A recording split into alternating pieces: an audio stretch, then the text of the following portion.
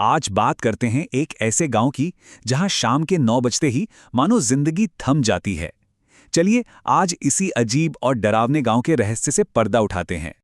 जरा सोचिए, सूरज ढल रहा है और गांव की गलियों में बस एक ही शोर है।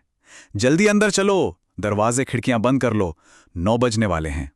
हर तरफ एक अजीब सी दहशत का माहौल है, जैसे कोई अनहोनी होने वाली हो।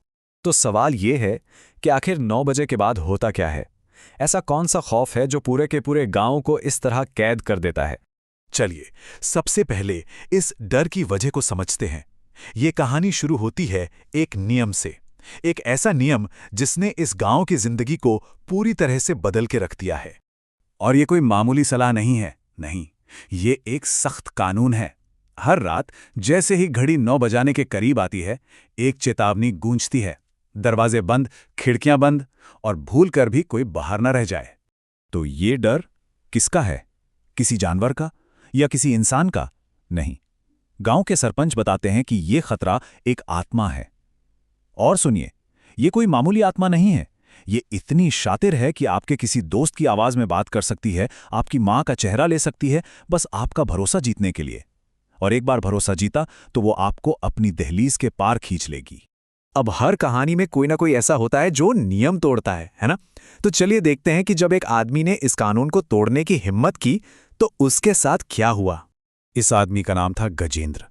अपनी पत्नी सुमन की मौत के गम में वो पूरी तरह टूट चुका था। तो जब गांव वाले चिल्ला रहे थे, वो उनकी चेतावनियों को अनसुना करके बाहर ही बैठा रहा। उसका बस एक ही कहना था, मैं आज कहीं नहीं जाऊंगा। सबने उसे समझाया, मिन्नतें की, पर गजेंद्र ने एक न सुनी। और अब घड़ी की सुइयां आगे बढ़ रही थीं। रात के 9 बजने में सिर्फ 15 मिनट बाकी थे। और ठीक उसी वक्त उसे एक आवाज सुनाई दी। एक ऐसी आवाज जिसे सुनने के लिए वो तरस रहा था। ये उसकी मरी हुई पत्नी सुमन की आवाज थी, जो उसे पुरानी हवेली की तरफ बुला रही थी। कह रही थी कि वो उसके लिए उसकी पसंदीदा मिठाई लाई है। अगली सुबह हुई, सूरज निकला, पर गजेंद्र नहीं मिला।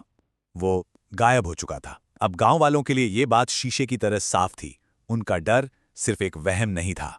गजेंद्र का गायब होना इस रहस्य को और भी गहरा कर देता है।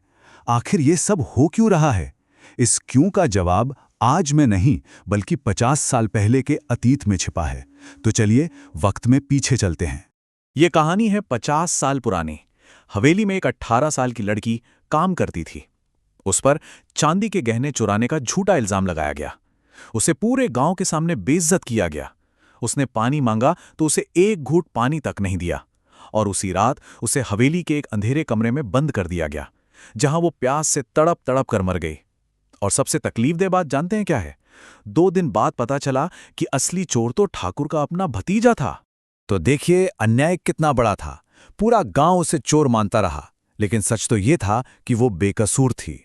लोगों ने सोचा उसकी मां डर से बाहर नहीं आई, जबकि हकीकत ये थी कि उसे पानी की एक एक बूंद के लिए तरसाकर मरने दिया गया। और उसकी कहानी को तो जैसे भुला ही दिया गया। उसके शरीर को बिना किसी रस्म रिवाज के वहीं हवेली के पीछे दफना दिया गया।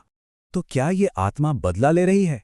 क्या वो उस अन्याय का हिसाब बराबर कर रही है जो गांव वालों ने उसके साथ किया? सुनने में तो यही लगता है ना, पर सरपंच की माने तो ऐसा नहीं है। ये बदला नहीं है, ये उससे भी कहीं ज्यादा अजीब है। वो आत्मा बदला नहीं ले रही, वो अपनी ही दर्दनाक कहानी को बार बार जी रही है। सोचिए, उस रात उस लड़की ने भी तो मदद के लिए न जाने कितने दरवाजे खटखटाए होंगे, पर उसके लिए किसी ने दरवाजा नहीं खोला। तो बस अब वो यही देखती है कि कौन उसके लिए दरवाजा खोलता है। हर 50 साल में वो किसी एक को चुनती है अपनी दहलीज पार करवाने के लिए।